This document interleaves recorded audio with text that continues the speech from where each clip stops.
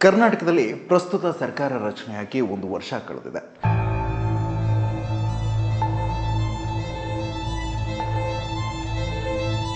ಆದರೆ ಈ ಅವಧಿಯುದ್ದಕ್ಕೂ ಸರ್ಕಾರವನ್ನು ಸುಸೂತ್ರವಾಗಿ ಆಡಳಿತ ಮಾಡೋಕೆ ಬಿಟ್ಟಿದ್ದಕ್ಕಿಂತ ಅದನ್ನು ಅಸ್ಥಿರಗೊಳಿಸೋಕೆ ಯತ್ನಿಸಿದ್ದೇ ಹೆಚ್ಚು.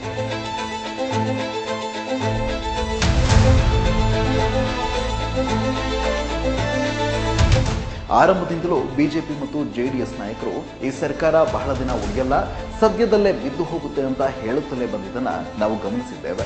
ಬೀಳಿಸೋಕೆ ಬೇಕಾದಂತಹ ಕಸರತ್ತುಗಳನ್ನು ಕೂಡ ಅವರು ಮಾಡ್ತಾನೆ ಬಂದಿದ್ದಾರೆ. ಇದೀಗ ಬಿಜೆಪಿಯ ಅತೃಪ್ತ ಶಾಸಕ ಬಸನಗೌಡ ಪಾಟೀಲ್ ಯತ್ನಾಳ್ ಸಿಡಿಸಿರುವಂತಹ ಬಾಂಬು ರಾಜಕೀಯ ವಲಯದಲ್ಲಿ ದೊಡ್ಡ ಚರ್ಚೆಗೆ ಕಾರಣವಾಗ್ತಿದೆ. ಅವು ಎಲ್ಲ ಬಾಂಬ್, ಇವೆ ನಮ್ಮ ಏನು ಸಮ ಬಾಂಬ್ ಯತ್ನಾಳ ಬಾಂಬ್ ಅನ್ಕೊಟ್ಟು ಬಂದು ಇಲ್ಲಿ ತಂದು ನಿಲ್ಲಿಸಿದ್ರು.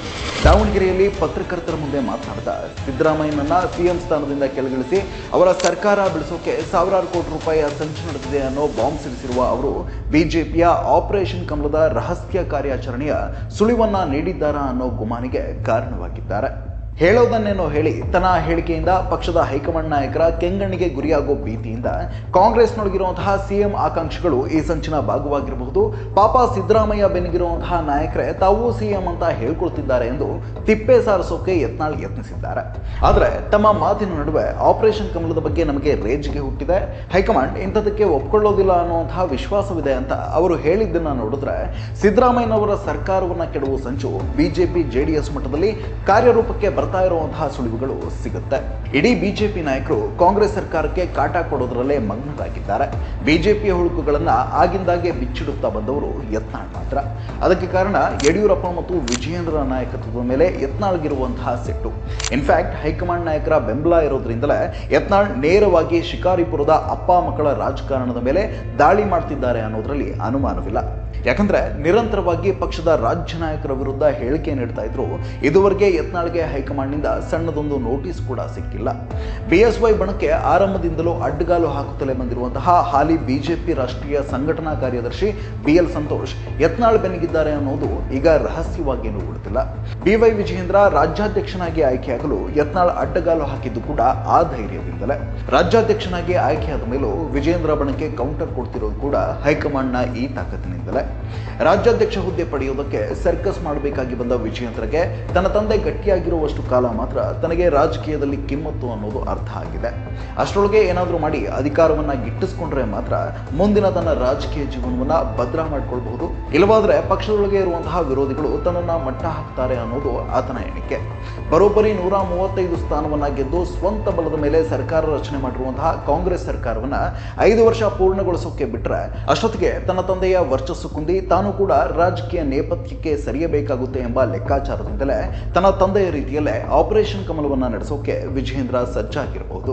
ಸಿದ್ದರಾಮಯ್ಯ ನಾಯಕತ್ವದಲ್ಲಿ ಇರೋವರೆಗೂ ಅದು ಸಾಧ್ಯವಿಲ್ಲ ಎಂದರಿತ ವಿಜಯೇಂದ್ರ ಅದೇ ಕಾರಣಕ್ಕೆ ಮೂಡಾ ವಿವಾದವನ್ನ ನೆಪ ಮಾಡಿಕೊಂಡು ಸಿದ್ದು ರಾಜೀನಾಮೆಗೆ ಷಡ್ಯಂತ್ರ ಆರೋಪಿಸಿದ್ದಾರೆ.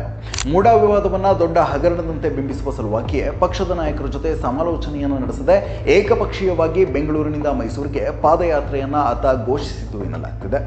ರಾಜಕೀಯವಾಗಿ ಮಾತ್ರವಲ್ಲದೆ ಸೈದ್ಧಾಂತಿಕವಾಗಿಯೂ ತಮ್ಮ ದೊಡ್ಡ ತಲೆನೋವಾಗಿರುವಂತಹ ಸಿದ್ದರಾಮಯ್ಯನವರನ್ನ ಹಣಿಯುವ ಆತುರದಲ್ಲಿರುವಂತಹ ಮೋದಿ ಶಾ ಹೈಕಮಾಂಡ್ ಕೂಡ ವಿಜಯೇಂದ್ರರ ಈ ಯತ್ನಗಳಿಗೆ ಸಾಥ್ ನೀಡುತ್ತಾ ಬರ್ತಿದೆ. ಒಂದು ವೇಳೆ ಸಿದ್ದರಾಮಯ್ಯ ರಾಜೀನಾಮೆ ಕೊಡುವ ಸಂದರ್ಭ ಎದುರಾದರೆ ಆಗ ಕಾಂಗ್ರೆಸ್ ಪಕ್ಷದಲ್ಲಿ ನಾಯಕತ್ವಕ್ಕಾಗಿ ಆಂತರಿಕ ಕಚ್ಚಾಟಗಳು ಭುಗಿಲೇಳಬಹುದು. ಅದರ ಲಾಭ ಪಡೆದು ಅತೃಪ್ತರನ್ನ ಹಣದ ಆಮಿಷದಲ್ಲಿ ತನ್ನತ್ತ ಸೆಳೆದು ಆಪರೇಷನ್ ಕಮಲ ನಡೆಸಿ ಅಧಿಕಾರಕ್ಕೇರಬಹುದು ಅನ್ನೋ ಎಣಿಕೆಯಲ್ಲಿ ವಿಜಯೇಂದ್ರ ಅಣಿಯಾಗಿದ್ದಾರೆ ಎಂಬ ಮಾತುಗಳಿವೆ. ಅಂತಹ ಸಂದರ್ಭ ಬಂದರೆ ಶಾಸಕರನ್ನ ಖರೀದಿ ಮಾಡೋಕೆ ಅಂತಾನೆ ಹಣದ ಕ್ರೋಢೀಕರಣವೂ ನಡೀತಿದೆ ಎನ್ನಲಾಗ್ತಿದ್ದು ಇದನ್ನೇ ಯತ್ನಾಳ್ ತಮ್ಮ ಮಾತಿನಲ್ಲಿ ಹೇಳಿರಬಹುದು.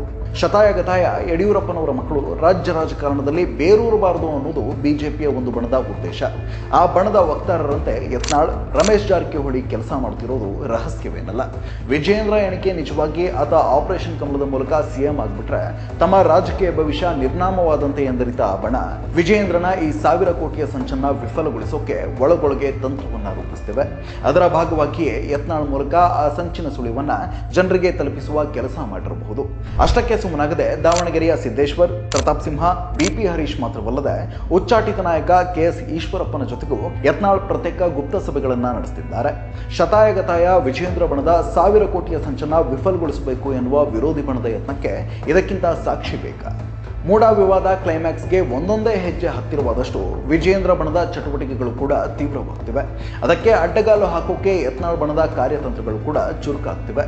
ತಮ್ಮ ಮೇಲೆ ಹೆಚ್ಚು ಅಪವಾದ ಬಾರದಿರಲಿ ಅನ್ನೋ ಕಾರಣಕ್ಕೆ ಕಾಂಗ್ರೆಸ್ನೊಳಗಿನ ಭಿನ್ನಮತೀಯರ ಸಂಚು ಎನ್ನುವಂತೆ ಯತ್ನಾಳ್ ಮಾತನಾಡಿದ್ದಾರಷ್ಟೇ. ಇಲ್ಲದೆ ಹೋಗಿದ್ದಲ್ಲಿ DK ಶಿವಕುಮಾರ್ ಮೊದಲುಗೊಂಡು ಕಾಂಗ್ರೆಸ್ನ ನಾಯಕರೆಲ್ಲ ಈ 1000 ಕೋಟಿಯ ಸಂಚಿನ ಕುರಿತು CBI ತನಿಖೆಯಾಗಲಿ ಅಂತ ಧೈರ್ಯವಾಗಿ ಒತ್ತಾಯಿಸುತ್ತಿರಲಿಲ್ಲ. ಕಾಂಗ್ರೆಸ್ನವರೇನಾದರೂ ಈ ಸಂಚಿನ ಭಾಗವಾಗಿದ್ದರೆ ಮೋದಿಯ ಬಿಗಿ ಹಿಡಿತದಲ್ಲಿರುವಂತಹ CBI ತನಿಖೆಯ ಉಸಿರೆತ್ತುತ್ತಿರಲಿಲ್ಲ. ತನಿಖೆಯಾದರೆ ವಿಜಯೇಂದ್ರನ ಸಂಚು ಬಯಲಿಗೆ ಬರುತ್ತೆಂಬ ವಿಶ್ವಾಸದಿಂದಲೇ CBI ತನಿಖೆಗೆ ಕಾಂಗ್ರೆಸ್ ನಾಯಕರು ಒತ್ತಾಯಿಸುತ್ತಿದ್ದಾರೆ. ಆದರೆ ಈ ಪ್ರಕರಣ CBI ತನಿಖೆಯವರೆಗೆ ಹೋಗೋದಿಲ್ಲ ಅನ್ನೋದು ಎಲ್ರಿಗೂ ಗೊತ್ತಿರುವ ಸಂಗತಿ. ತಮ್ಮದೇ ಪಕ್ಷದವರ ಸಂಚನ್ನ ಮೋದಿ ಶಾ ತನಿಖೆಗೆ ಒಳಪಡಿಸುತ್ತಾರೆ ಅನ್ನೋದು ಕನಸಿನ ಮಾತು. ಮೇಲ್ನೋಟಕ್ಕೆ ಯತ್ನಾಳ್ ಹೇಳಿರುವಂತಹ ಈ ಸ್ಫೋಟಕ ಮಾತು ಉಡಾಫೆ ಅಂತ ಕಂಡುಬಂದರೂ ರಾಜ್ಯ ಸರ್ಕಾರವನ್ನ ಪತನಗೊಳಿಸಲು ಬಿಜೆಪಿ JDS ನಾಯಕರು ತೋರ್ತಾ ಇರುವಂತಹ ಉತ್ಸಾಹ, ಸ್ವತಃ ಕುಮಾರಸ್ವಾಮಿಯವರು ಇನ್ನು 10 ತಿಂಗಳಷ್ಟೇ ಈ ಸರ್ಕಾರದ ಆಯಸ್ಸು ಅಂತ ನೀಡಿರುವ ಡೆಡ್ಲೈನ್ಗಳನ್ನು ಗಮನಿಸಿದಾಗ ಮೈತ್ರಿ ಪಾಳ್ಯದಲ್ಲಿ ನಡೀತಾ ಇರುವಂತಹ ರಹಸ್ಯ ಕಾರ್ಯಾಚರಣೆಗಳ ಬಗ್ಗೆ ಗುಮಾನಿಯಂತೂ ಮೂಡದೇ ಇರದು.